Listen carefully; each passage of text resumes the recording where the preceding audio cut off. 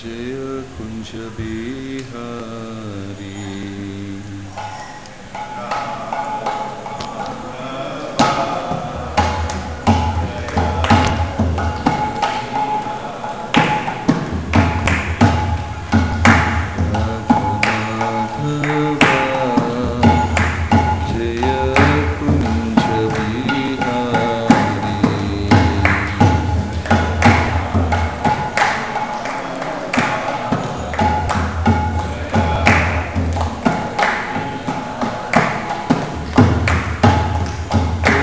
जनवल्लभा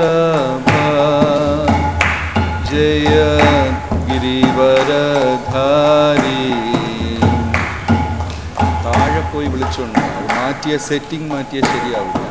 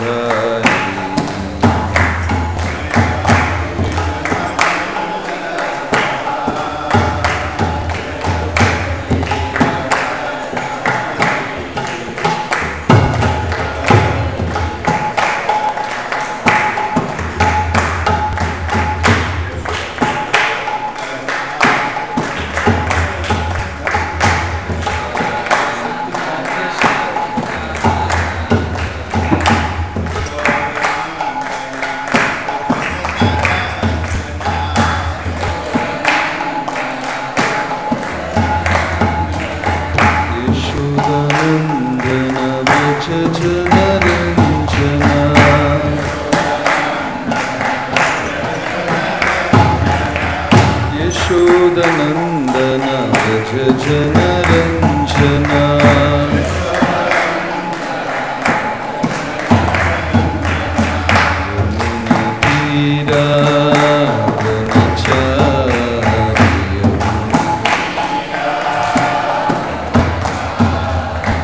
यमुना तीरा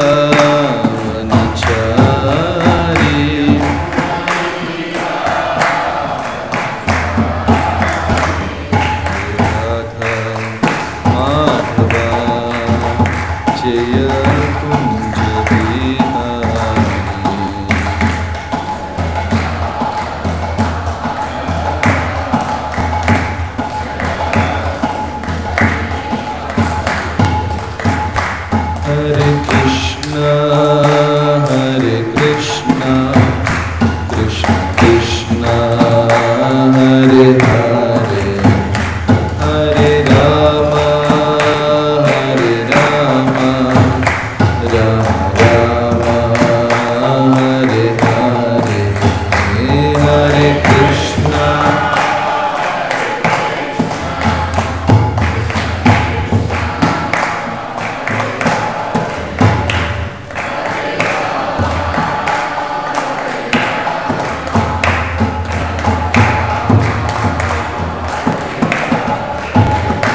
Hare Krishna, Hare Krishna, Krishna Krishna, Hare Hare, Hare Rama, Hare Rama, Rama Rama, Hare Hare, Hare Krishna.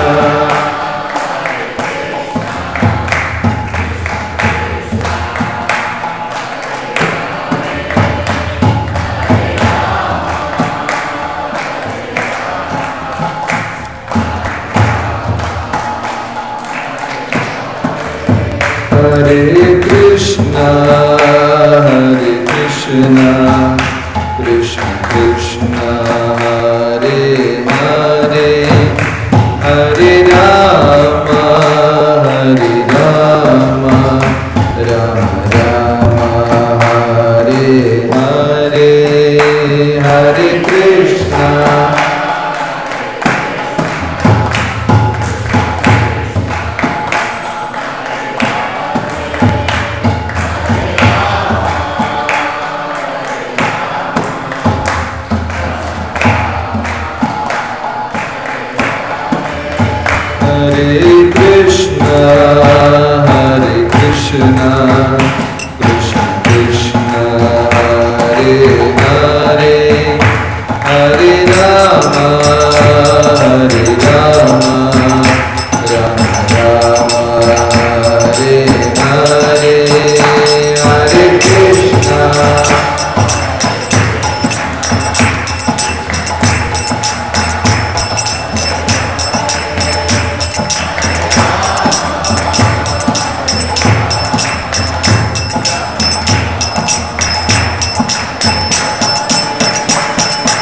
Krishna Krishna Krishna Hare Hare, Hare Ram Ram Ram Hare Hare.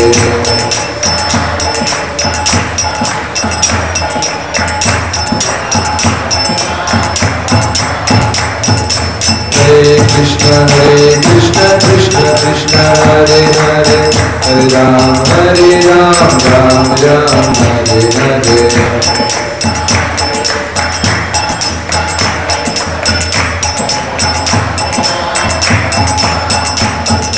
Hare Krishna Krishna Krishna Hare Hare, Hare Ram Ram Hare Hare.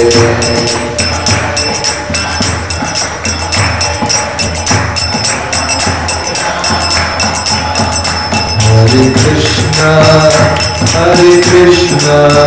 Krishna Krishna Hare Hare, Hare Rama Rama Hare Hare. Hare Krishna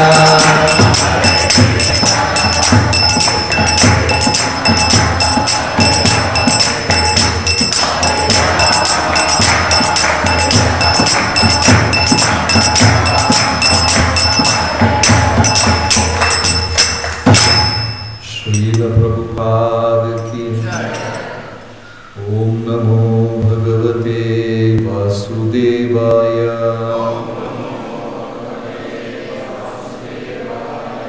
Om Namo Bhagavate Vasudevaya. Narayanam Namaskritya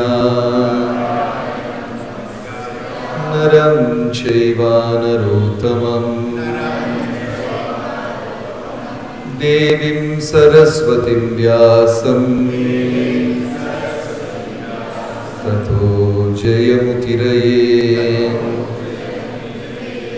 He Krishna Karuna Sindhu Dinabandhu Jagatpate Gopesha Gopika Kanta Radha Kanta Namostute Tapta Kanchana Gaurangi Radhe Vrindavaneshwari Vrishabhanusute Devi Pranamami Haripriye. Jai Sri Krishna Chaitanya Prabhu Nityananda Shri Advaita Gadadhara Shri Vasadi Gaura Bhakta Vrinda. Hare Krishna Krishna Krishna Hare Hare, Hare Rama Rama Rama Hare Hare. Srimad Bhagavatam നാലാം സ്കന്ധം 29-ാം അധ്യായം 46-ാമത്തെ ശ്ലോകം. യഥാ യസ്യ അനുഗൃഹ്ണാതി യഥാ യസ്യ അനുഗൃഹ്ണാതി ഭഗവാൻ ആത്മഭാവിതഃ ഭഗവാൻ ആത്മഭാവിതഃ സജഹാതി മതിം ലോകേ സജഹാതി മതിം ലോകേ വേദേ ച പരിനിഷ്ഠിതാം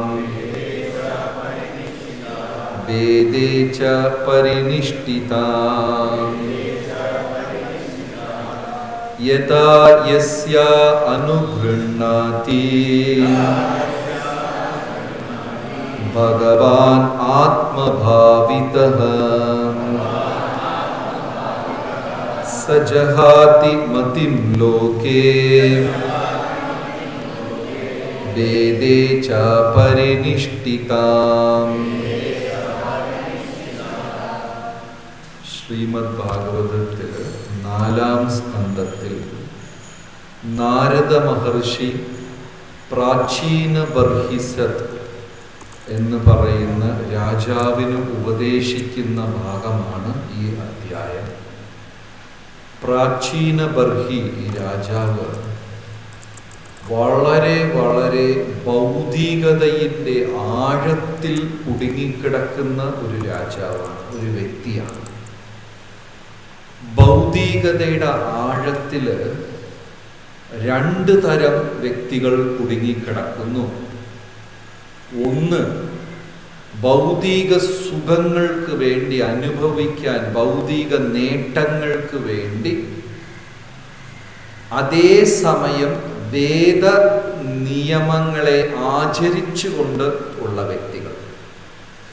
രണ്ടാമത്തെ കൂട്ടര് ഭൗതിക സുഖങ്ങളുടെ ആഴത്തിൽ കുടുങ്ങിക്കിടക്കുന്നു, എന്നാൽ വേദവിരുദ്ധമായി സഞ്ചരിക്കുന്നവർ. ഇങ്ങനെ 2 കൂട്ടരുണ്ട്.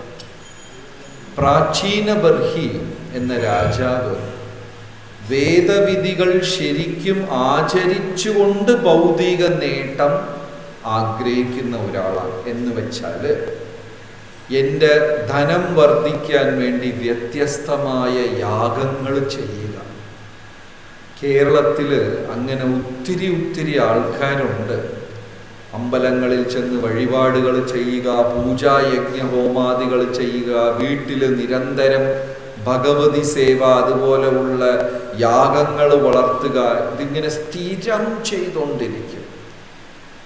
എന്തിനാണ് എന്ന് വെച്ചാൽ എൻ്റെ സാമ്പത്തികം ഉയരണം, എൻ്റെ സുഖം ഉയരണം, ആരോഗ്യ പ്രശ്നങ്ങളെല്ലാം തീർന്നു കിട്ടണം. അതിനുവേണ്ടി നിരന്തരം ജ്യോതിഷന്മാരെ കാണും. ജ്യോതിഷന്മാർ പല വ്യത്യസ്ത തരത്തിലുള്ള പൂജകൾ അവര് ഇത് ചെയ്യും, പറയും. അതിന് ലക്ഷങ്ങളും ആയിരങ്ങളും ചെലവാക്കി പല സ്ഥലങ്ങളിലിരുന്ന് പോറ്റിമാരെ, പൂജാരിമാരെ കൊണ്ടുവന്നിട്ട് ഇതെല്ലാം നടത്തും. പക്ഷെ ഭാഗവതം അവരെയും പറയുന്നത് വെറും ഭൗതികവാദികളാണ്. വേദനിയമങ്ങൾ ആചരിക്കുന്ന ഭൗതികവാദികൾ. രാവണനും കംസനും അതുപോലത്തെ രാക്ഷസന്മാർ വേദനിയമങ്ങൾ ആചരിക്കാത്ത ഭൗതികവാദികൾ. ഇവർ 2 പേരെ തമ്മിലും ഒരു വ്യത്യാസവുമില്ല. ഭക്തി സിദ്ധാന്ത സരസ്വതി ഠാക്കൂർ പറഞ്ഞത് ഉണങ്ങിയ ചാണകവും പശു ഇട്ട പുതിയ ചാണകവും തമ്മിലുള്ള വ്യത്യാസമാണ്. പശു ചാണകം ഇട്ടു, ഒന്ന് ഫ്രഷ് ചാണകം, ഇനി ഒന്ന് തലേന്നിട്ട ഉണങ്ങിയ ചാണകം. ഈ 2 ചാണകവും തമ്മിൽ എന്താണ് വ്യത്യാസം? ഫ്രഷ് ചാണകവും തലേന്നിട്ട ഉണങ്ങിയ ചാണകവും തമ്മിൽ എന്താണ് വ്യത്യാസം?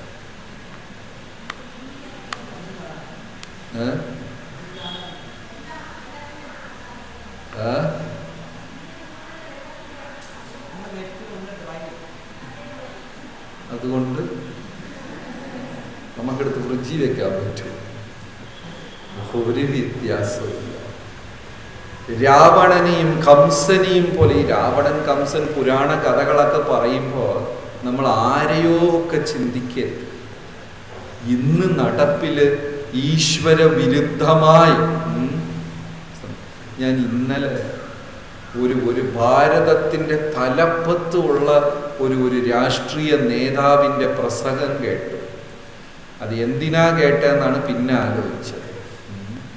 ഒരു വലിയ നേതാവ് പ്രസംഗിക്കുക, സീതയുടെ അഗ്നി. ഇവരിപ്പോൾ എല്ലാവരും കൂടെ ഈ രാമായണം പിടിച്ചു വെച്ചിരിക്കുന്നത് എന്തിനാണെന്നാണ് മനസ്സിലാവുക. എല്ലാ രാഷ്ട്രീയക്കാരും രാമായണം സംസാരിക്കുന്നു. രാമായണം ആർക്ക് വേണമെങ്കിലും വാൽമീകി മഹർഷി ചെയ്ത വലിയ തെറ്റൊരു പേറ്റന്റ് എടുക്കാതെ വിട്ടതാണ്. ഇപ്പൊ ഒരു സിനിമാ സംവിധായകൻ ഒരു സിനിമ എടുത്തു കഴിഞ്ഞാൽ അയാളുടെ ആർക്കെങ്കിലും കോപ്പി അടിക്കാൻ പറ്റും? വാൽമീകിയും വ്യാസമഹർഷിയും കൂടെ അങ്ങനെ 2 പാറ്റന്റ് എടുത്ത് വെച്ചിരുന്നെങ്കിൽ ഇതിപ്പോ പോകുന്നവർ വരുന്നവർക്കെല്ലാം സംസാരിക്കുന്ന ഒരു വിഷയമായി മാറിക്കഴിഞ്ഞു. ഏത്? രാമായണം. ഒരു വലിയ നേതാവ്, ഞാൻ പേര് പറയുന്ന അദ്ദേഹം ഇന്നലെ പ്രസംഗിക്കാം, സീതാദേവിയുടെ അഗ്നിപരീക്ഷയിൽ നമ്മൾ എന്താ മനസ്സിലാക്കുന്നത്? എല്ലാരും ഇങ്ങനെ സീതാദേവിയുടെ പാതിവൃത്യമല്ല മനസ്സിലാക്കേണ്ടത്, പിന്നെ രാവണന്റെ പാതിവൃത്യമാണ് നമ്മൾ മനസ്സിലാക്കേണ്ടത്. അതുകൊണ്ട് നമുക്ക് മനസ്സിലാക്കാം രാവണൻ സീതയെ തൊട്ടിട്ടില്ല എന്ന്. ഇതാണ് പ്രഭുപാദർ പറഞ്ഞത്, മന്ദബുദ്ധി നയിക്കുന്ന ഒരു രാജ്യം. ഒരു മണ്ടൻ നയിക്കുന്നു, കുറേ മണ്ടന്മാരതിനെ അനുഗമിക്കുന്നു. ശ്രീ ശ്രീ കൃഷ്ണ ബലരാമക്ക്. ഇന്നത്തെ ഒരു സമൂഹത്തിൽ ദൈവമില്ല എന്ന് പറയുന്നത്, ദൈവത്തിന് വിരുദ്ധമായി കാര്യങ്ങൾ സംസാരിക്കുന്നത്, അതിൽ 4 കയ്യടി നേടുന്നതെല്ലാം ഒരു ഫാഷനായി കാണുന്ന ഒരു കാലഘട്ടം. ഇപ്പൊ രാവണനും കംസനും എന്താ ചെയ്തത്? അവരും ഈശ്വര വിരുദ്ധമായി സംസാരിച്ചു. പക്ഷെ ഈ സംസാരിക്കുന്നതെല്ലാം അവസാനം എന്തിനാണ്? 4 വോട്ട് കെട്ടി മന്ത്രിയായി 1000 കോടി മോഷ്ടിക്കുക. വേറെ ഒന്നും ഉദ്ദേശമല്ല, അല്ലേ? 2 കഥവ് സാധ്യത. മോഷ്ടിക്കുക എന്നുള്ള ഒരേ ഒരു വ്യത്യാസം. അതാണ് ഭാഗവതം ഇവിടെ പറയുന്നു, 2 തരം ലൗകികവാദികളുണ്ട്. ഇവർ 2 പേരും ലൗകികതയുടെ ആഴത്തിൽ മുങ്ങിക്കിടക്കുക. അവരുടെ നേട്ടം എന്താണ്? എങ്ങനെയെങ്കിലും ഈ ഭൗതിക സുഖം നിരന്തരം അനുഭവിക്കണം, എനിക്ക് യാതൊരു തരത്തിലുള്ള നഷ്ടവുമില്ലാതെ ഇത് ഞാൻ അനുഭവിക്കണം. അപ്പോൾ ഈശ്വര വിരുദ്ധമായി, വേദവിരുദ്ധമായുള്ള ഭൗതികവാദികൾ. പക്ഷേ പ്രാചീനബർഹി എന്ന രാജാവ് എന്താണ്? വേദം അനുസരിക്കുന്ന ഭൗതികവാദി. അത്രയേ ഉള്ളൂ. ആ പൂജ, ഈ പൂജ, ജ്യോത്സ്യന്മാരെടുത്ത് ചെന്ന് അത് ചെയ്യുക, ഇത് ചെയ്യുക, എല്ലാം ചെയ്യും. പക്ഷെ ഉദ്ദേശം എന്താ? എൻ്റെ ബിസിനസ് സ്ഥാപനത്തിന് അഭിവൃദ്ധി ഉണ്ടാകണം, പണം ഇത്. ഭാഗവതം പറയുന്ന ഇവർ തമ്മിൽ വലിയ വ്യത്യാസമൊന്നും. അവരെ കണ്ട് നമ്മൾ ഒരു ആത്മീകവാദി ഒന്നും ചിന്തിക്കരുത്. അവർ ഈ പൂജയൊക്കെ ചെയ്യണത് എന്താ? അവസാനം കുറെ ഈ ജനന മരണ ചക്രം, ഈ ഒരു ലാഭനഷ്ട കണക്കില് പിന്നെ കുറച്ച് ഗുണമുണ്ട്. മറ്റവരെക്കാളും ഇവർക്ക് കുറച്ച് ഗുണമുണ്ട്. കാരണം അതെന്താണ്? അത് ഫ്രഷ് ചാണകം, അത് കുറച്ച് ബെറ്ററാണ്, അത്രയേ ഉള്ളൂ. അപ്പൊ ഇവിടെ പറയുന്നു ആർക്കാണ്? അതുകൊണ്ട് ആ ഭാഗവതം തുടക്കത്തിൽ തന്നെ പറയുന്നത് ഇത് ബുദ്ധിമാന്മാർക്ക് വേണ്ടിയുള്ള പുസ്തകമാണ്. ഇപ്പൊ ഇവിടെ ഒരു 50 പേര് കൂടിയിരിക്കുകയാണെങ്കിൽ തിരുവനന്തപുരത്ത് വച്ച് മൊത്തത്തിലുള്ള 40 ലക്ഷം ജനത്തിൽ ബുദ്ധിയുള്ള 40 പേരാണ് ഇവിടെ കൂടിയിരിക്കുന്നത്. യഥാ യസ്യ അനുഗൃഹ്ണാതി, ആരെയാണ് ഭഗവാൻ അനുഗ്രഹിക്കുന്നത്? ഭഗവാൻ ആത്മഭാവിതഃ, ഭാവത്തിൽ ഭഗവാനെ സ്വീകരിച്ച ഒരാളെ മാത്രമാണ് ഭഗവാൻ അനുഗ്രഹിക്കുന്നത്. അപ്പൊ ഇവിടെ ഭക്തി എന്താണെന്നൊരു വിശദീകരണം കൂടെ കൊടുത്തിരിക്കുകയാണ്. ആത്മഭാവിതഃ. ഇവിടെ കൂടിയിരിക്കുന്നവരെല്ലാം നാമജപം ചെയ്യുന്നവരാണ്. നാമജപം ചെയ്യുമ്പോൾ നമ്മുടെ ബോധമണ്ഡലത്തിൽ ഒരു ആഗ്രഹമുണ്ടാകും. അതാണ് എൻ്റെ യഥാർത്ഥ ആഗ്രഹം, ക്യാരക്ടർ. നാമം ജപിക്കുന്ന നേരത്ത് കൃഷ്ണ, ഭഗവാനെ ഞാൻ മനസ്സിലാക്കണം, ഭഗവാനെ ശരണം പ്രാപിക്കണം, ഈ ജന്മത്തിൽ തന്നെ ദൈവത്തിൻ്റെ അടുത്ത് തിരിച്ചു പോകണം, ശുദ്ധഭക്തനാകണം എന്ന ചിന്തയിലാണോ നമ്മൾ ജപം ചെയ്യുന്നത്?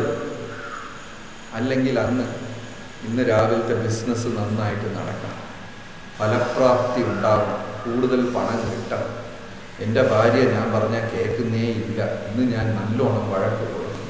ഇങ്ങനെ അനേകം ചിന്തകളായിരിക്കും നമ്മുടെ ജപത്തിൻ്റെ ഇടയ്ക്ക് ഓടുന്നത്. ശരിയാണോ തെറ്റാണോ? അതാണ് എൻ്റെ ഭാവത്തിൽ അപ്പം നമുക്ക് സംഭവിക്കുന്നത്. ഭഗവാൻ ഇല്ല അവിടെ. എന്താ പറയണ? ആത്മഭാവിത്തഹ, നിന്റെ ഉള്ളിൽ അകത്തളത്ത് ഒരു ചിന്ത ഓടുന്നുണ്ടാകും. ആ ചിന്തയിൽ ദൈവമുണ്ടാകണം. നമ്മുടെ അടിത്തട്ടിൽ, ആ ബോധത്തിൽ ഈശ്വരൻ ഉണ്ടോ ഇല്ലേ? അതാണ് ക്വസ്റ്റ്യൻ. അഹമെന്ന ഭാവമുണ്ടാകും. എന്നെ വേണ്ടവണ്ണം ബഹുമാനിച്ചില്ല, എനിക്ക് ഫലം കിട്ടിയില്ല, എനിക്ക് സമ്പത്ത് കിട്ടിയില്ല, ബന്ധുജനങ്ങൾ ഞാൻ പറയുന്ന പോലെ പ്രവർത്തിക്കുന്നില്ല.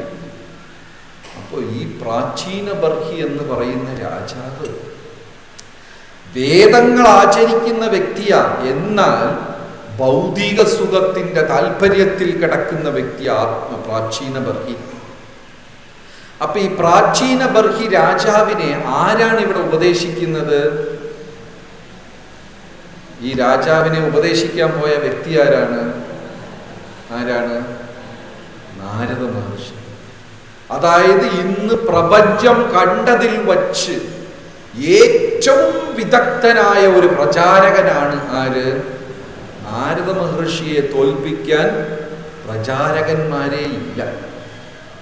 ദൈവത്തിന്റെ നാമം പ്രചരിപ്പിക്കുന്നവർ അങ്ങനെ ആയിരിക്കണം. കാരണം നാരദ മഹർഷി പോയാൽ കംസനും സ്വീകരിക്കും, പിന്നെ രാവണനും സ്വീകരിക്കും, ഹിരണ്യകശിപുയുടെ കൊട്ടാരത്തിൽ നാരദ മഹർഷി കയറിപ്പോകും. പാണ്ഡവരുടെ എവിടെ വേണമെങ്കിലും പെട്ടെന്ന് നിങ്ങളുടെ ഗുരു പ്രത്യക്ഷമായി ഇവിടെ, എൻ്റെ പ്രിയപ്പെട്ട ഭക്ത, ഞാൻ നിങ്ങൾക്കൊരു പ്രചരണ ദൗത്യം ഏൽപ്പിക്കുകയാണ്. ഓ ശരി, എവിടെ സൗദി അറേബ്യയിൽ പോയി പ്രചരിപ്പിക്കുക. ഉസ്ബെക്കിസ്ഥാൻ, തസഖസ്ഥാൻ, അഫ്ഗാനിസ്ഥാൻ, അവിടെ പോയി പ്രചരിപ്പിക്കുക. ഇസ്രയേൽ, സിറിയ, അവിടെയൊക്കെ പോയി. എത്ര പേര് പോകും? അമ്പലത്തിൽ വരാൻ പറഞ്ഞാലേ വരാത്ത ആൾക്കാർ പോയി അവിടെ പോയി പ്രചരിപ്പിക്കുക. ആര് പോകും? അപ്പൊ അങ്ങനത്തെ അസംഭവ്യമായ ദൗത്യങ്ങൾ വരുമ്പോൾ ഭഗവാൻ ആരെ അയക്കുന്നത്? ഇതുപോലെ അന്ന് ഭാരതം പാശ്ചാത്യരുടെ പിടിയിലായിക്കൊണ്ടിരുന്നു. ഇപ്പോഴും അത് മാറിയിട്ടില്ല. ഫോറിൻ ബ്രാൻഡഡ് സാധനം എത്ര പേർക്ക് ഇഷ്ടമല്ല? ആ ബ്രാൻഡ്, ഈ ബ്രാൻഡ്. ഇനി ആ ബ്രാൻഡ് കൊടുത്ത് കാശ് കൊടുത്ത് വാങ്ങിക്കാൻ പറ്റിയില്ലെങ്കിൽ ചീപ്പ് സാധനം വാങ്ങിച്ച ആ ബ്രാൻഡിന്റെ സ്റ്റിക്കറെങ്കിലും നമ്മൾ ഒട്ടിച്ച്. ഇപ്പോഴും നമ്മൾ ആ പിടി. ഇംഗ്ലീഷുകാരൻ പോയി കാലം കുറയായി, ഇന്നാലും ഇപ്പൊ ആ ഒരു ഫോറിൻ എന്നുള്ളതിനൊരു ഇത് പോയിട്ടുണ്ടോ? ഇല്ലേ? ഇപ്പൊ തന്നെ നിങ്ങൾക്ക് അമേരിക്കയ്ക്കും വിസ തരാം, മായപ്പൂർ പോകാൻ ഫ്രീ ടിക്കറ്റ് തരാം. നമ്മൾ എന്ത് സെലക്ട് ചെയ്യും? എവിടെ പോകും? മായപ്പൂർ. അതാരാണ്? ഞാൻ നോക്കട്ടെ.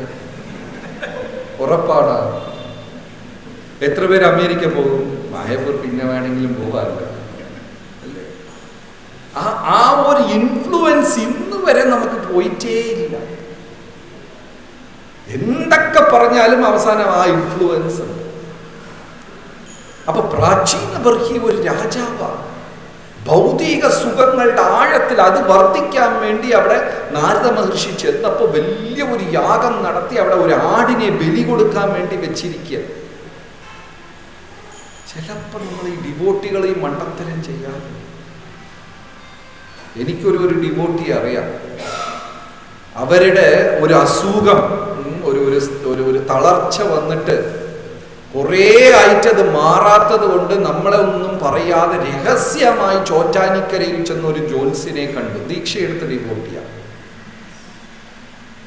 ആ ജ്യോത്സ്യം പറഞ്ഞ് എവിടെയോ കൊണ്ടുപോയി ഒരു കോഴിയെ വെട്ടി കുരുതി കൊടുക്കാൻ. ആ ദീക്ഷയെടുത്ത ഭക്തൻ അത് രഹസ്യമായി അത് ചെയ്യുകയും ചെയ്യും. നമ്മളിവിടെ 10 വർഷം ഭാഗവതം പറഞ്ഞതും ആ ജ്യോതിഷ 5 മിനിറ്റ് ഏതാണ് ഇൻഫ്ലുവൻസ് കൂടുതൽ? ആ ജ്യോത്സ്യൻ സംസാരിച്ചത്. അതായത് എൻ്റെ സുഖം, എൻ്റെ ലാഭം, എൻ്റെ ആരോഗ്യം, എൻ്റെ ധനപ്രശ്നം, ഇതിനൊന്നും നമ്മൾ അത്ര എളുപ്പത്തിൽ വെളിയിൽ വരില്ല. വീണ്ടും വീണ്ടും ഫലകാംഷ്ഠിതമായ കർമ്മങ്ങളിൽ കുടുങ്ങിക്കൊണ്ടിരിക്കുകയാണ്. നാമപരാധത്തിൽ ഒരു അപരാധമുണ്ട്. ഭഗവാന്റെ മഹിമ മനസ്സിലാക്കിയിട്ടും വേദങ്ങൾ ഉദ്ഘോഷിക്കുന്ന ഫലകാമ്യ കർമ്മങ്ങളിൽ ചെന്ന് ചാടുന്നത് പാപമാണ്. അതേത് അപരാധമാണ്? എത്രാമത്തെയാണ്? നാമപരാധത്തിൽ പറയുന്നു. 8th എന്താണത്? First line.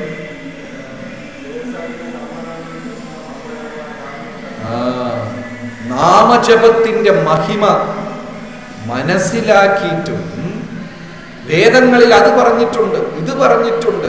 കുറുക്ക് വേദന മാറണമെങ്കിൽ ഈ പൂജ ചെയ്യണം, മകളുടെ വിവാഹം നടന്നിട്ടില്ലെങ്കിൽ അവിടെ പോയി ഇത് ചെയ്യണം, അത് ചെയ്യണം.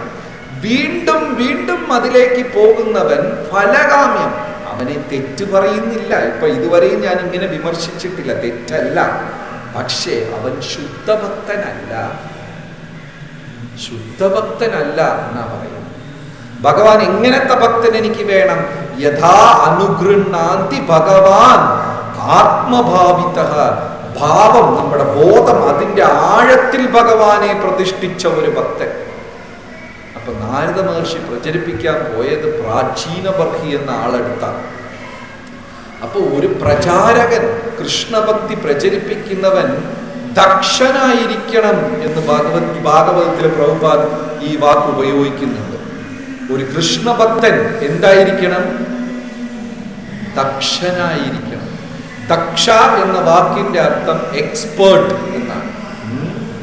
പ്രഭുപാദർ പാചകം ചെയ്യും, പാട്ടുപാടും, മൃദംഗ വായിക്കും, പ്രീച്ചിങ് ചെയ്യും, ക്ഷേത്രം പണി ചെയ്യും, മാനേജ്മെന്റ് അറിയാം, യോഗ അറിയാം, എല്ലാം അറിയാം. ചില വിഷയങ്ങൾ പ്രഭുപാദർ സംസാരിക്കുന്നത് നമുക്ക് അത്ഭുതകരമായിരിക്കും.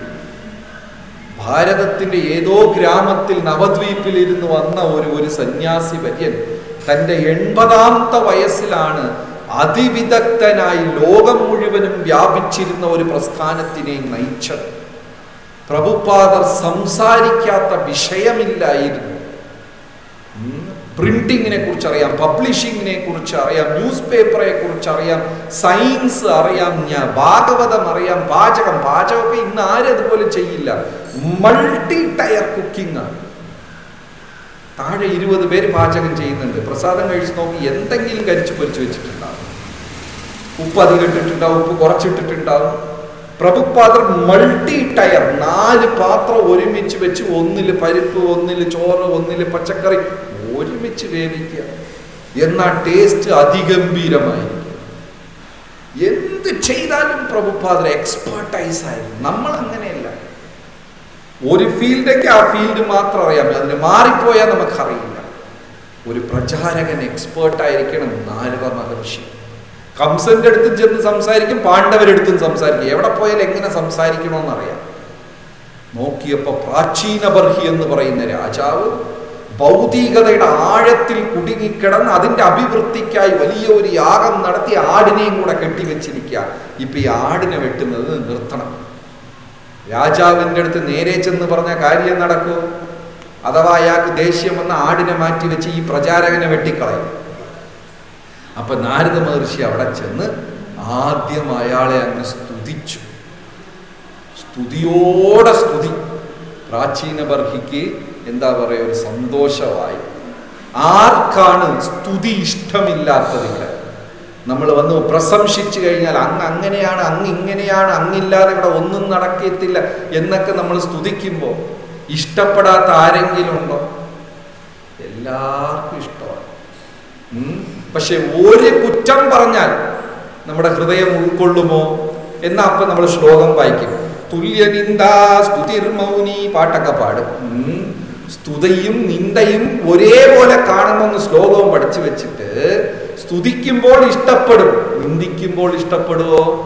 ഇഷ്ടപ്പെടത്തില്ല. സോ നാരദ മഹർഷി അവിടെ ചെന്ന് പ്രാചീന ബർഹിയെ സ്തുതിച്ചു. ഒരുപാട് സ്തുതിച്ചപ്പോൾ പ്രാചീന ബർഹി നാരദ മഹർഷി പറയുന്നത് കേൾക്കാൻ തുടങ്ങി. എന്നാലും ഇവൻ ബുദ്ധിമാനായ രാജാവായതുകൊണ്ട് പ്രാചീന ബർഹിക്ക് ഒരു ചെറിയ സംശയം പതിവില്ലാതെ നാരദൻ ഇന്ന് ഇവിടെ വന്നിരിക്കുകയാണ്. മാത്രമല്ല എന്നെ ഒരുപാട് സ്തുതിക്കുന്നുണ്ട്. ഇതിന്റെ ബാക്കിൽ വല്ല ഹിഡൻ അജണ്ട ഉണ്ടാകും. ബുദ്ധിമാൻ തിരിച്ചറിയാൻ പറ്റി. മണ്ടനെ അറിയില്ല. മണ്ടൻ വിചാരിക്കും കറക്റ്റ് കണ്ട ഇപ്പോഴാണ് എല്ലാവരും മനസ്സിലാക്കിയത് എൻ്റെ കാര്യം. ഞാൻ ഇല്ലെങ്കിൽ ഇവിടെ ഒന്നും സംഭവിക്കില്ല. വിവരമില്ലാത്തവർ അതിനെ സ്വീകരിക്കും. ഭക്തി വിനോദ് ഠാക്കൂർ പറഞ്ഞു, ഒരു ആധ്യാത്മിക വ്യക്തി ആൾക്കാർ സ്തുതിക്കുമ്പോൾ വളരെ അലേർട്ടായിരിക്കണം. ഉള്ളിൽ എന്താ ചിന്തിക്കുന്നത്? അവർ സ്തുതിക്കുന്നത് നമ്മളെ ചെരുപ്പെടുത്തി നമ്മൾ അടിക്കുന്നത് പോലെ വിചാരിച്ചോളണം. നിന്ദ എന്ന് പറഞ്ഞാൽ എന്റെ ശത്രു ചെരുപ്പെടുത്ത് എന്നെ അടിക്കുന്നു. സ്തുതി എന്ന് വെച്ചാൽ ഞാൻ ചെരുപ്പെടുത്ത് അടിക്കും. ചുരുക്കത്തിൽ രണ്ടു വടിയാണ്. വ്യത്യാസം മനസ്സിലായോ? ഒരുത്തൻ നിന്ദിക്കുക എന്ന് പറഞ്ഞാൽ ഇനി ഒരുത്തൻ ചെരുപ്പെടുത്ത് എന്നെ അടിക്കുന്നു. സ്തുതിക്കാന്ന് വെച്ചാൽ ഞാൻ തന്നെ ചെരുപ്പെടുത്ത് എന്നെ അടിക്കുന്നു. പക്ഷെ ചുരുക്കത്തിൽ രണ്ടും ചെരുപ്പിന്റെ അടിയാണ്. അത്ര അലേർട്ടായിരിക്കണം. പ്രാചീന ബർഹിക്ക് ഒരു സംശയം, എന്താണ് പതിവില്ലാതെ നാരദ മഹർഷി ഇന്ന് ഇങ്ങനെയൊക്കെ ചെയ്യുന്നത്? അത് കഴിഞ്ഞപ്പോൾ നാരദ മഹർഷി പ്രാചീന ബർഹി എടുത്ത് പറഞ്ഞു, ഞാൻ ഒരു കഥയും കൂടെ പറയട്ടെ. അതായത് എക്സ്പേർട്ട് പ്രീച്ചേഴ്സ് കഥയിൽ കൂടെ കാര്യം പറയും, വെറും കാര്യം പറയത്തില്ല, കഥയിൽ കൂടെ പറയും. ഉടനെ നാരദ മഹർഷി ഞാൻ ഒരു കഥ പറയട്ടെ എന്ന് പറഞ്ഞപ്പോൾ പ്രാചീന ബർഹിയും പറഞ്ഞു, ശരി കഥ പറഞ്ഞു. ഒരു കഥ അങ്ങോട്ട് തുടങ്ങി. ഒരു വലിയ കഥ. ഒരു രാജ്യമുണ്ടായിരുന്നു. ആ രാജ്യത്തിന് 9 വാതിലുണ്ടായിരുന്നു. ഒരു സ്ഥലത്ത് 5 തലയുള്ള പാമ്പുണ്ടായിരുന്നു. ഒരു സ്ഥലത്ത് സുന്ദരിയായ ഒരു സ്ത്രീ ഉണ്ടായിരുന്നു. ഇനി ഒരു സ്ഥലത്ത് കടുവയുണ്ടായിരുന്നു. അതുണ്ടായിരുന്നു. ഉള്ള ഇമാജിനേഷൻ എല്ലാം കൂട്ടി ഒരു കഥ. കഥ പറഞ്ഞു വന്നപ്പോ പ്രാചീന ബർഹി ചോദിച്ചു, ഇത് എന്റെ ലൈഫാണോ എനിക്ക് പറഞ്ഞു തരുന്നത്? ബുദ്ധിമാന പ്രാചീന ബർഹി. ഇത്ര പ്രീച്ചിങ് ചെയ്തിട്ട് നമ്മളിൽ ഒരു സ്വഭാവത്തിൽ മാറ്റം വന്നില്ല. നമ്മൾ ബുദ്ധിമാന്മാരാണോ മണ്ടന്മാരാണോ? പ്രാചീന മഹർഷി അപ്പ പിടിച്ചു കാര്യം. പതുക്കെ ചോദിച്ചു, നാരദ മഹർഷി എന്നെ ഉദ്ദേശിച്ചാണോ ഇതൊക്കെ പറയുന്നത്? നാരദ അതൊക്കെ ഒരു കഥയാണ്. കഥ പറഞ്ഞ് അവസാനം പ്രാചീന ബർഹിക്ക് മനസ്സിലായി എന്നെ ഉദ്ദേശിച്ചാ പറയുന്നത്. ഉടനെ വിനയത്തോട് പ്രാചീന ബർഹി ചോദിച്ചു, നാരദ മഹർഷി അങ്ങ് പറയാൻ വരുന്നത് നേരിട്ടങ്ങ് പറയുക, ഞാൻ സ്വീകരിക്കാൻ തയ്യാറാണ്. വളരെ ഇമ്പോർട്ടൻ്റ് ആണ്. നമ്മളൊക്കെ ചില സമയം പലർക്കും ഉപദേശം ചെയ്യും, നന്നായിട്ടറിയാം, അവർ ഉള്ളുകൊണ്ടത് സ്വീകരിക്കുന്നില്ല. അതിനെയാണ് ഈഗോ, അഹങ്കാരം എന്ന് പറയുന്നത്. നന്മ വരുന്ന സ്ഥലത്ത് അതിനെ ഷീൽഡിട്ട് അത് ഉൾക്കൊള്ളില്ല. മനസ്സ് ന്യായീകരിച്ചുകൊണ്ടേയിരിക്കും. അതായത് ശരീരാരോഗ്യമുള്ളവനല്ല യഥാർത്ഥ ശത്രു. ഈ ഭയങ്കര അഹങ്കാരമുള്ളതാണ് യഥാർത്ഥ ശത്രു. കാരണം ഒരു നല്ല ഉപദേശവും അത് ഉൾക്കൊള്ളാൻ സമ്മതിക്കത്തില്ല. പക്ഷെ ഇവിടെ പ്രാചീന ബർഹി നാരദ മഹർഷിയെ ശരണം പ്രാപിച്ചു. അങ്ങ് പറയാനുള്ളത് നേരിട്ട് പറയുക, ഞാൻ സ്വീകരിക്കാൻ തയ്യാറാണ് എന്ന് പറഞ്ഞു. അപ്പൊ നാരദ മഹർഷിക്ക് ഒരു കോൺഫിഡൻസ് വന്നു. നേരിട്ട് പറഞ്ഞു, പ്രാചീന ബർഹി ഇതൊക്കെ അങ്ങ് നിർത്ത്. എന്തിനാ നീ ഈ പൂജകൾ, ഈ കർമ്മങ്ങൾ, ഫലകാംക്ഷിതമായ കാര്യങ്ങൾ ചെയ്യുന്നത്? ഇതുകൊണ്ട് നീ വീണ്ടും വീണ്ടും ജനന മരണ ചക്രത്തിൽ കുടുങ്ങിക്കൊണ്ടേയിരിക്കും. എന്താ, അടുത്ത ജന്മം സുന്ദരനായി ധനാട്യനായി ജനിക്കും, അത്രയേ ഉള്ളൂ. പക്ഷെ വീണ്ടും ജനിക്കും. അത് കഴിഞ്ഞ് വീണ്ടും നീ ജനിക്കും, പൈസക്കാരനായി ജനിക്കും, പക്ഷെ വീണ്ടും ജനിക്കും. ഇങ്ങനെ വീണ്ടും വീണ്ടും നീ ജനിച്ച് കഷ്ടപ്പെടും. ഉടനെ പ്രാചീന ബർഹി ചോദിച്ചു, ഇതിന്ന് രക്ഷപ്പെടാൻ എന്താ വഴി? കറക്റ്റ് ക്വസ്റ്റ്യൻ ചോദിക്കണം. ആൻസർ കിട്ടിയ പിന്നെ ആ ആൻസറിലേക്ക് നമ്മുടെ ജീവിതം ത്യജിക്കണം. അതാണ് റിയൽ സ്പിരിച്വലിസ്റ്റ്. ഹരേ കൃഷ്ണ പ്രസ്ഥാനത്തിൽ വിദേശീയരുമുണ്ട്, ഭാരതീയരുമുണ്ട്. 2 കൂട്ടരും ചോദ്യം ചോദിക്കും. 2 കൂട്ടർക്ക് ആൻസർ കിട്ടും. ഒരിക്കൽ ആൻസർ കിട്ടിയാൽ ആ ആൻസറെ തലയിൽ തൂക്കി വെച്ച് അതനുസരിച്ച് ജീവിതം നയിക്കുന്നവർ വിദേശീയരാണോ ഭാരതീയരാണോ? അവർ ഏത് കാര്യവും ബോധ്യമായാൽ, ജർമ്മൻ നാട്ടിലുള്ളവർക്ക് ജീവിത ലക്ഷ്യം എന്ന് പറയുന്നത് കാറാണ്.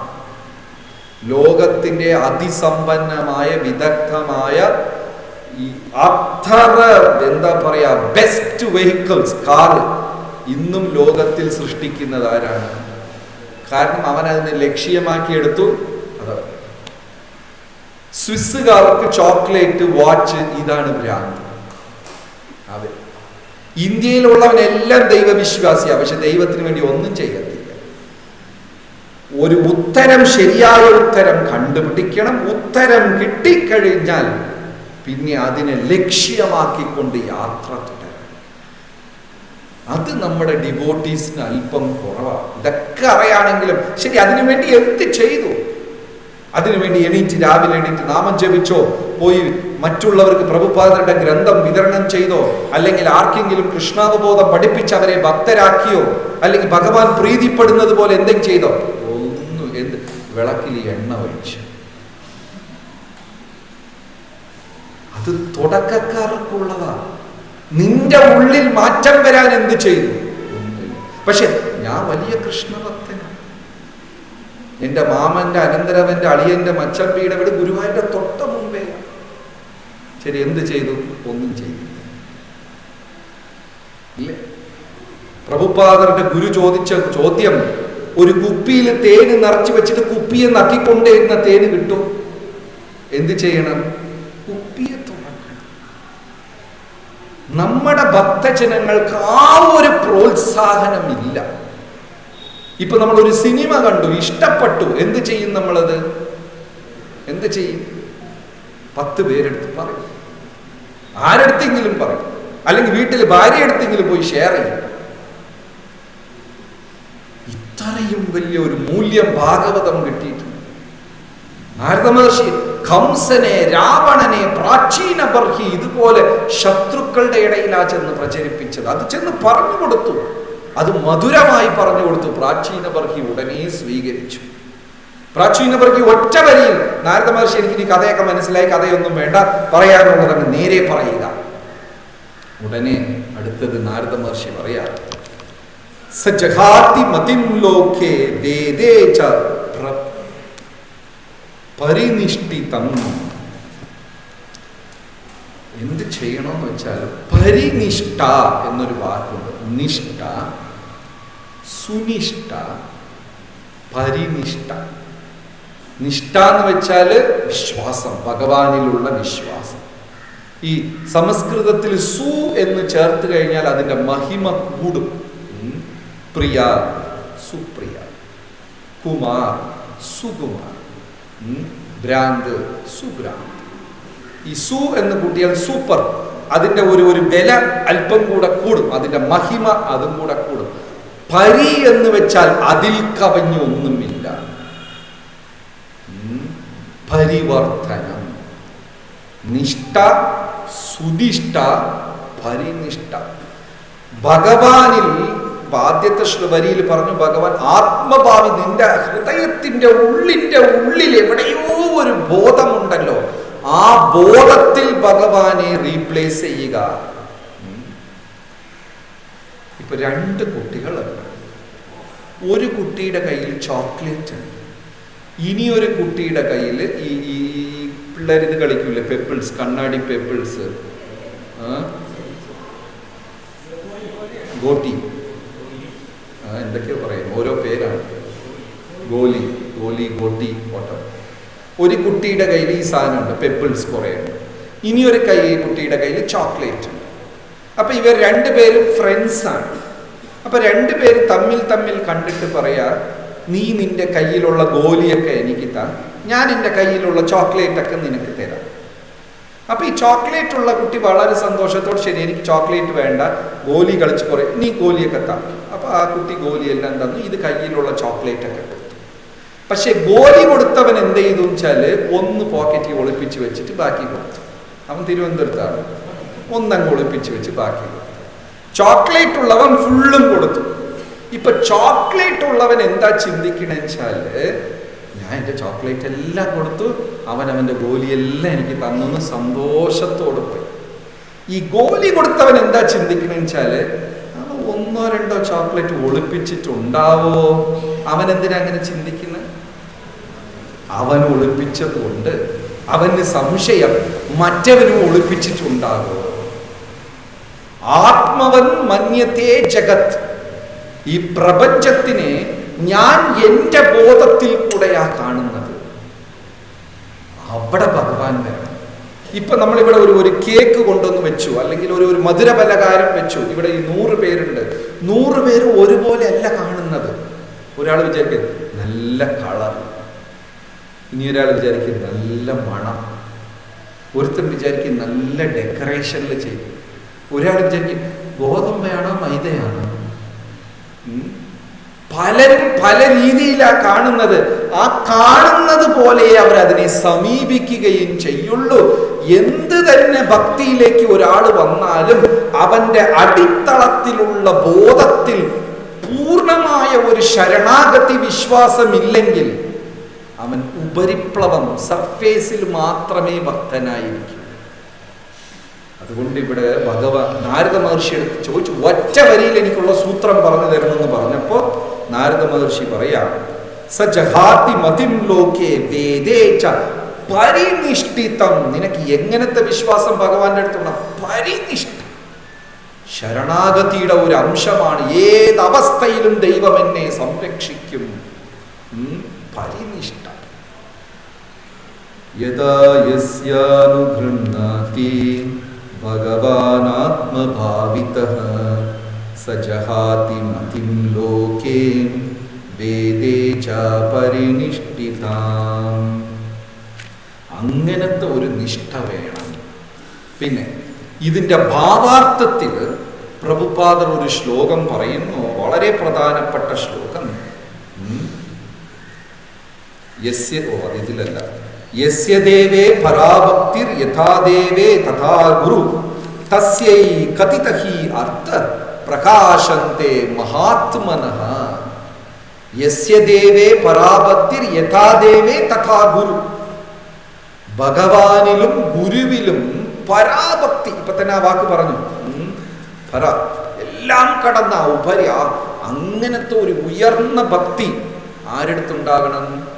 കൃഷ്ണനിൽ മാത്രമിരുന്നാ പോരാ, ഗുരുവിലും ഉണ്ടാകണം. കൃഷ്ണ ഭഗവാനെ നമ്മൾ ശരണം പ്രാപിച്ചാലും ഡെയിലി എത്ര പേരുടെ ജീവിതത്തിലാണ് ഭഗവാൻ നേരിട്ട് വന്ന് സ്വപ്നത്തിൽ വന്ന് ഉപദേശം തരുന്നത്? ഭഗവാനെ ഫോൺ അടിച്ച് വിളിച്ച്, കൃഷ്ണ ഞാൻ ഇനി ഇടത്തോട്ട് പോകണോ വലത്തോട്ട് പോകണോ, ഈ ബിസിനസ് ചെയ്യണോ ആ ബിസിനസ്, ആരാണ് ഭഗവാന്റെ അടുത്ത് നേരിട്ട് സംസാരിക്കാൻ പറ്റുക? അപ്പൊ ഭഗവാന്റെ പ്രതിനിധിയായി ഒരു ശുദ്ധ ഭക്തനെ ആരായി സ്വീകരിക്കണം? ഗുരുവായി സ്വീകരിക്കണം. അതേസമയം കെയർഫുൾ ആയിരിക്കണം. ഇന്ന് ഭാരതത്തിൽ 99% കള്ളഗുരുക്കന്മാരാണ് മാർക്കറ്റിലുള്ളത്. അതിൽ പോയി കുടുങ്ങിയ മൊത്തത്തിൽ പോയി.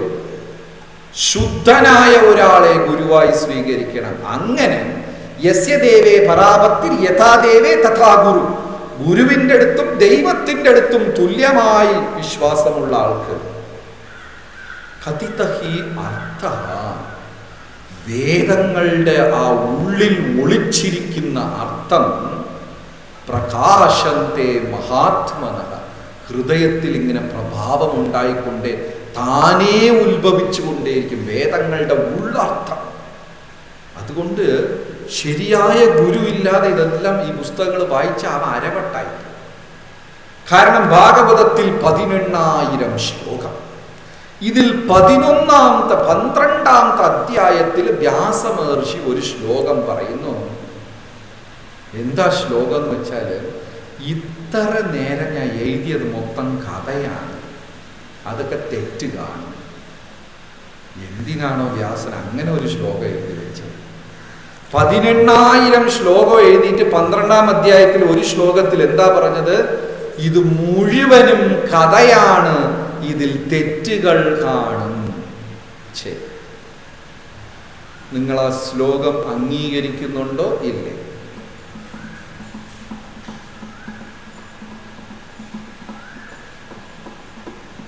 ആലോചിക്കണം, ഉറങ്ങരുത്. 18,000 ശ്ലോകവും വ്യാസൻ ഭഗവാൻ ഭഗവാൻ ഭഗവാൻ ഭഗവാനാണ് സർവേശ്വരൻ, ഭഗവാനാണ് ത്രിലോകങ്ങളുടെ അധിപതി, ഭഗവാനാണ് അണ്ടചരാചരങ്ങളുടെ അധിപതി, ദേവന്മാർ അദ്ദേഹം പറയുന്നതാ കേൾക്കുന്നത്, നാരദൻ എങ്ങനെ ചെയ്തു, പ്രഹ്ലാദൻ ഇങ്ങനെ, ഇതെല്ലാം പറഞ്ഞിട്ട് 12ാം അധ്യായത്തിൽ ഒരു ശ്ലോകത്തിൽ ഇത് വെറും കഥയാണ്, ഇതിൽ തെറ്റുകളുണ്ട് എന്ന് വ്യാസൻ പറഞ്ഞു. ആ ശ്ലോകം നിങ്ങൾ അംഗീകരിക്കുന്നുണ്ടോ ഇല്ലേ?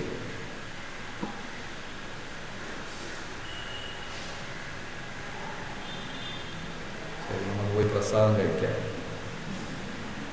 എന്തെങ്കിലും ഒരു ആൻസർ പറയും, തല ആലോചിക്കും, യൂസ് ചെയ്യും. അംഗീകരിക്കുന്നില്ല. എന്തുകൊണ്ട്?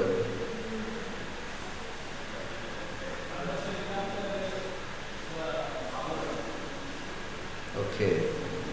പക്ഷേ എല്ലാ ഭാഗവത പ്രചാരകന്മാരും ജ്ഞാനികളും ഈ 18,000 ശ്ലോകത്തിനെ ഉപേക്ഷിച്ചിട്ട് ആ ഒരു ശ്ലോകത്തിനെയാണ് പിടിച്ചു വെച്ചിരിക്കുന്നത്.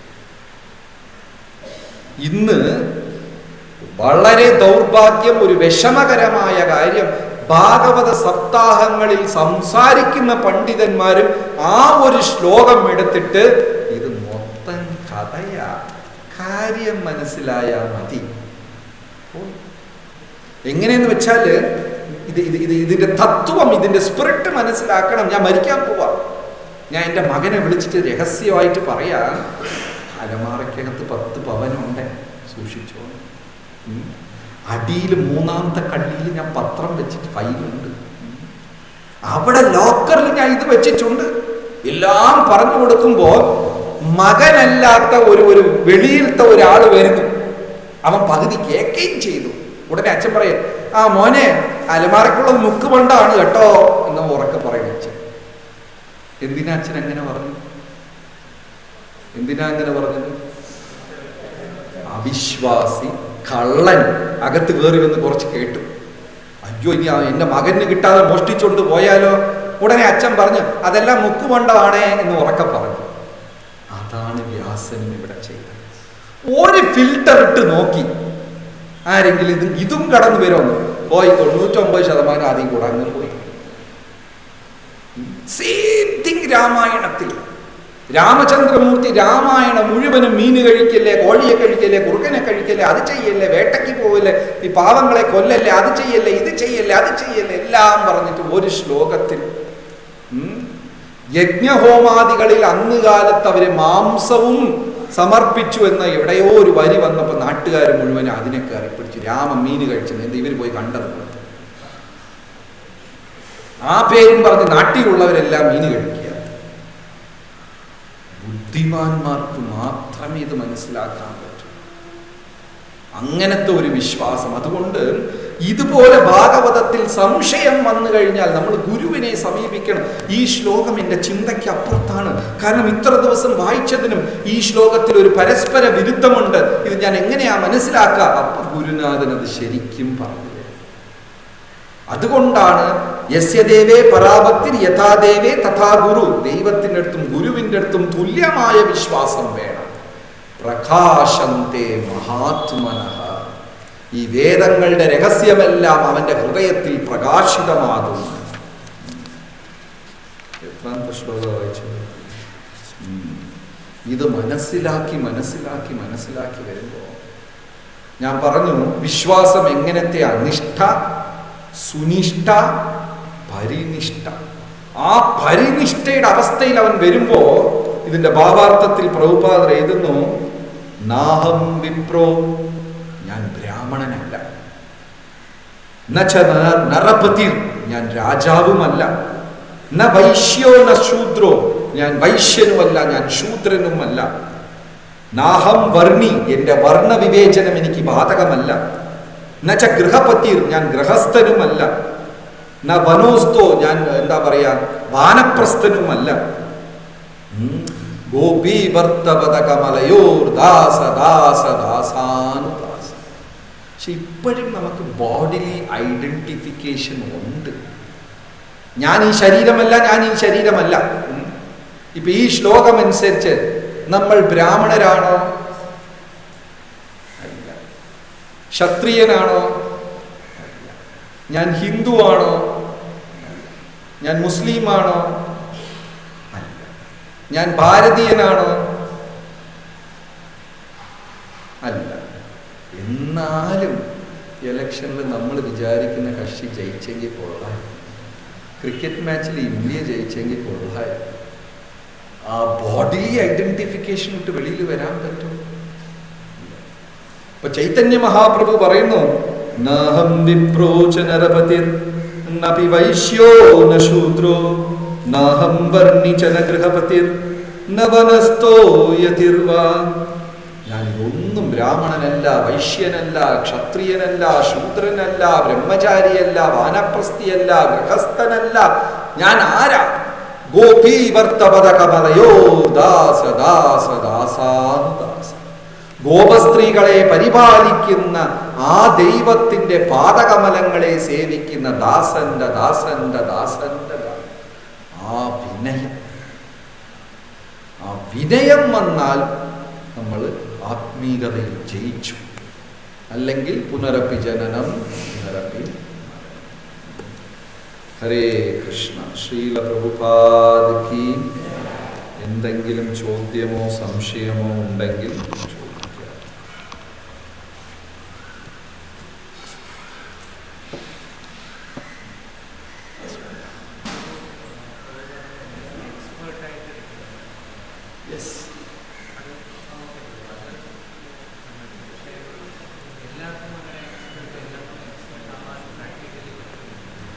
ഒരാൾക്ക് ഇപ്പോൾ ആത്മാവുണ്ട്. ആത്മാവ് ഇപ്പൊ പ്രഭുയുടെ ക്വസ്റ്റ്യൻ എന്താ വെച്ചാൽ എക്സ്പേർട്ടായിരിക്കണമെന്ന് വെച്ചാൽ ഒരാൾക്ക് എല്ലാ ഫീൽഡിലും എക്സ്പേർട്ട് ആകാൻ പറ്റുമോ? പറ്റില്ല. ആത്മാവുണ്ട്. ഈ ആത്മാവ് ദൈവത്തിൻ്റെ അംശമാണോ അല്ലേ? അംശമാണ്. അപ്പോൾ ആത്മാവ് എക്സ്പേർട്ട് ആണോ അല്ലേ? അപ്പൊ നമ്മൾ എക്സ്പേർട്ട് ആണോ അല്ലേ?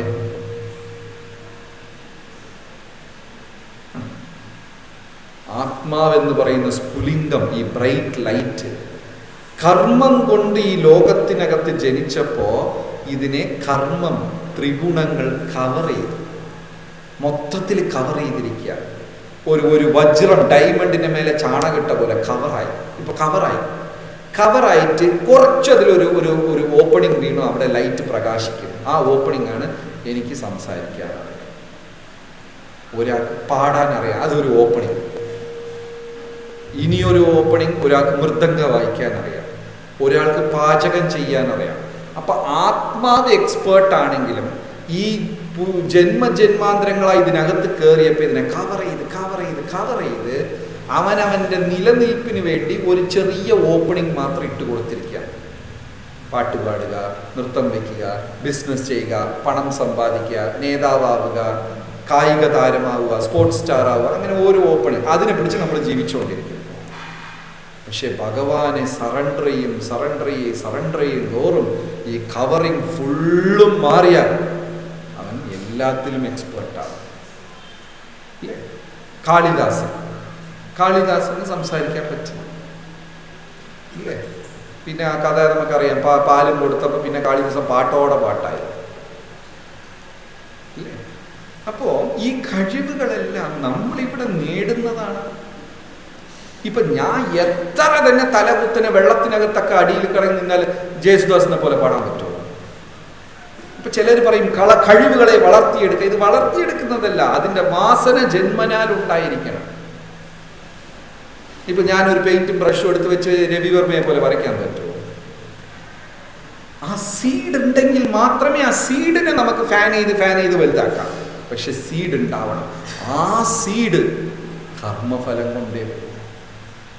ഞാൻ എത്ര ഫെയർ ആൻഡ് ലവ്ലി അടിച്ചാലും ഈ ഫോറിനർ അമേരിക്കനെ പോലെ ആവും. ആ സീഡ് ഉണ്ടാകും, കർമ്മഫലം ഉണ്ടാകും. സോ എക്സ്പേർട്ട് ആകാം. അത്രയ്ക്കും ഭക്തി കൊണ്ട് ഈ കവറിങ്ങിനെ മാറ്റി എക്സ്പേർട്ട് ആകും. നമ്മളെ ലൈഫ് എടുത്തോളൂ. ഒന്നും അറിയാതെ ഇസ്കോണിലേക്ക് വന്നു, ഒന്നും അറിയില്ല. എവിടെയോ സ്കൂളിൽ പഠിച്ച് കോളേജിൽ പോയി ചുറ്റി നടന്നിട്ട് അങ്ങനെ ഇരുന്ന ആൾക്കാർ ഇസ്കോണിൽ. ഇന്ന് നമ്മൾക്ക് കൺസ്ട്രക്ഷൻ അറിയാം, മാനേജ്മെന്റ് അറിയാം, ഫിനാൻസ് കൺട്രോൾ അറിയാം, സൈക്കോളജി അറിയാം, മൈൻഡ് കൺട്രോൾ അറിയാം, കുറച്ച് ഭാഗവതം അറിയാം, പാചകം അറിയാം, തിന്നാനറിയാം, ചുറ്റാൻ എന്താ നമുക്ക് അറിയാം. എല്ലാ ഫീൽഡും ഇപ്പൊ പരിചയപ്പെട്ടല്ലോ നമ്മൾ. ശുദ്ധഭക്തനാകും തോറും ഈ കവറിങ് മാറും തോറും അവൻ ക്രമേണ എക്സ്പേർട്ട്.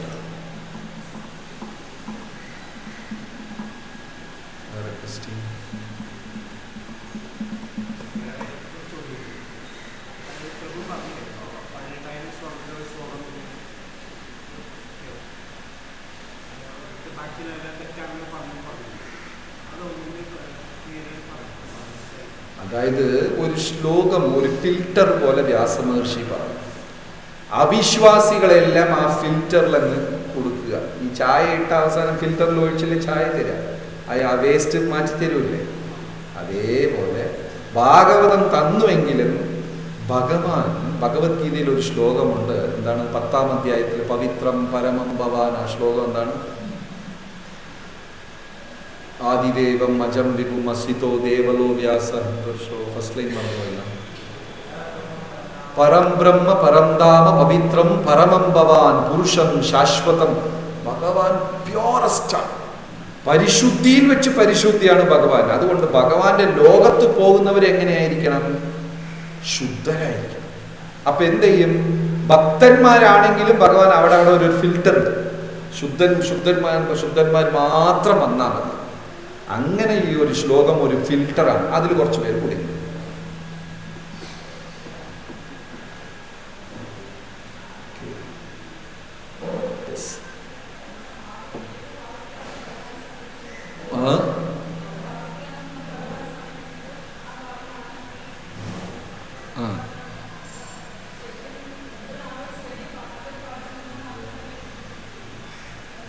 രണ്ടാമത്തെ പറഞ്ഞ് കേട്ടില്ല. ഭാവത്തിൽ പോയാൽ അതനുസരിച്ച് ഭഗവാൻ സ്വീകരിക്കും. പിന്നെ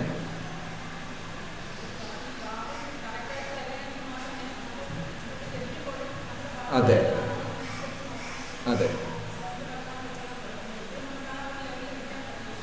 അപ്പൊ എന്ത്? നാമജപത്തിന് ഒരു പ്രത്യേക കാരുണ്യമുണ്ട്. നമ്മൾ ട്രാക്കിലാണ്. ശുദ്ധഭക്തി ഉണ്ടെങ്കിലേ അവിടെ എത്താൻ പറ്റുള്ളൂ. പക്ഷെ ഇപ്പൊ നമ്മൾ ശുദ്ധരല്ല, എന്നാലും നമ്മൾ ശരിയായ പാതയിലായതുകൊണ്ട് നാമം നമ്മളെ പതുക്കെ പതുക്കെ മേലെ കയറ്റിക്കൊണ്ട് കുറച്ച് സമയമെടുക്കും. നമ്മളായിട്ട് ശുദ്ധനാവാൻ ശ്രമിച്ചാൽ ഈ യാത്ര സ്പീഡായിരിക്കും. നമ്മൾ അതിനുവേണ്ടി ഒരു ശ്രമം നടത്താതെ, ഞാൻ കുറച്ച് ദിവസമായിട്ട് ഭക്തരെ കുറിച്ച് തെറ്റായി ചിന്തിക്കുന്നു, ഇനി ആ ചിന്ത പാടില്ല എന്ന് കളയാൻ ഞാൻ ശ്രമിക്കാതെ അതൊക്കെ യൂസ്ഡായി അത് തന്നെ ആസ്വദിക്കാനൊക്കെ തുടങ്ങി കഴിഞ്ഞാൽ പിന്നെ യാത്ര ഭയങ്കര സ്ലോ ആണ്. ഞാനും കൂടെ എഫേർട്ട് ഇട്ടാൽ, കാരണം എൻ്റെ മനസ്സിൻ്റെ നിയന്താവ് ഞാൻ തന്നെയാണ്, ആർക്കുമേ അറിയില്ല. എൻ്റെ അഴുക്കുള്ളിൽ എത്ര അഴുക്കുണ്ട്, ഭക്തിക്ക് വിരുദ്ധമായ എന്തെല്ലാം ചിന്തകൾ എൻ്റെ മനസ്സിലുണ്ട്, ഞാൻ എന്തെല്ലാം ഭക്തിക്ക് വിരുദ്ധമായ പ്രവർത്തികൾ ചെയ്യുന്നു, അത് എനിക്ക് മാത്രമേ അറിയാവൂ. അത് കളയാൻ ഞാൻ കുറച്ച് എഫേർട്ട് എടുത്താൽ യാത്ര സ്പീഡായിരിക്കും. എടുത്തില്ലെങ്കിൽ സ്ലോ ആയിട്ട്.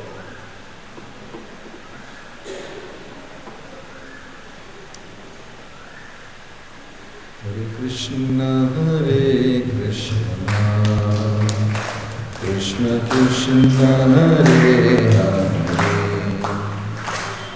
ഹരേ രാമ ഹരേ രാമ രാമ രാമ ഹരേ ഹരേ.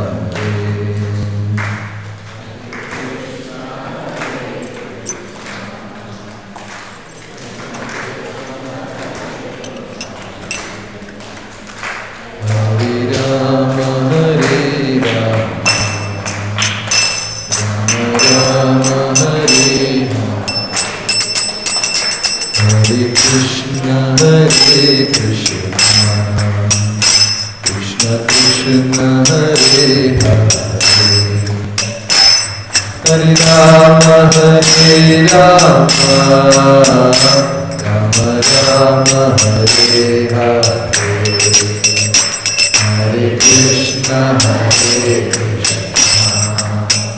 Krishna Krishna Hare Rama Hare Rama Rama Rama Hare Hare Hare Krishna Hare Krishna Krishna Krishna Hare Hare Hare Rama Hare Rama Rama Rama Hare Hare Hare Krishna Krishna Krishna Hare Hare Hare Rama Hare Rama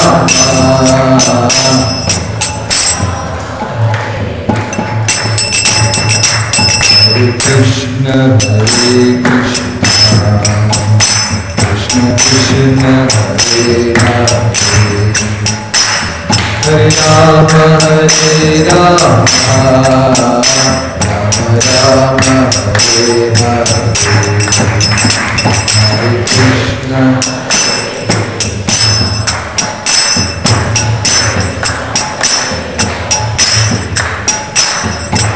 Rama Hare Rama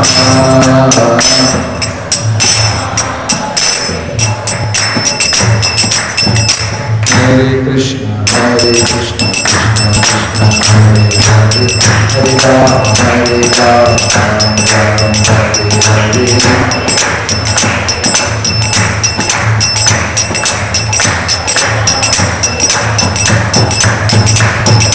Hare Krishna Krishna Krishna Hare Hare Hare Ram Ram Ram Hare Hare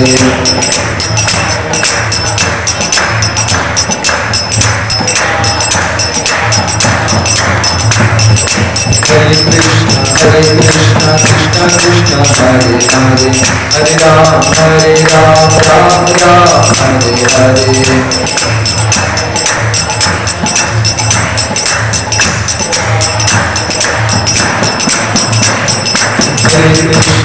Hare Hare Ram Ram Hare Hare Krishna Krishna Krishna Hare Hare Hare Rama Hare Rama Rama Rama Hare Hare Hare Krishna Hare Rama Hare Rama Rama Rama Hare Hare Hare Krishna Krishna Krishna Hare Hare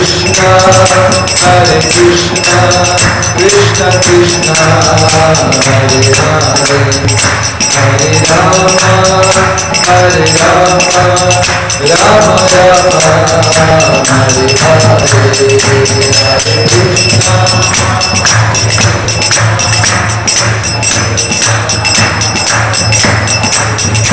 Rama Hare Rama Rama Rama Hare Hare Hare Krishna Krishna Balaram Jaya Krishna Balaram Krishna Balaram Jaya Krishna Balaram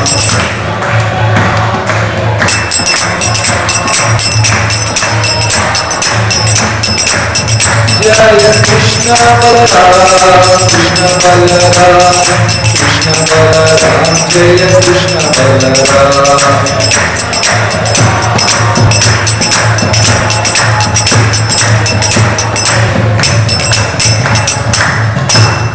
Shri Krishna Balaram ki, Shri Gaur Nitai ki, Srila Prabhupada ki, Nitai Gaur Premanande. ഇന്ന് ശ്രീ പത്മനാഭസ്വാമിയുടെ ആറാട്ടാണ്. വൈകിട്ട് കടപ്പുറത്ത് നമ്മുടെ നാമസങ്കീർത്തനമുണ്ടാകും. അതുകൊണ്ട് ഭക്തജനങ്ങളെല്ലാം വൈകിട്ട് ശംഖുമുഖം ബീച്ചിൽ കൂടുക എന്ന് വിനീതമായി അഭ്യർത്ഥിച്ചുകൊള്ളുന്നു. ഹരേ കൃഷ്ണ.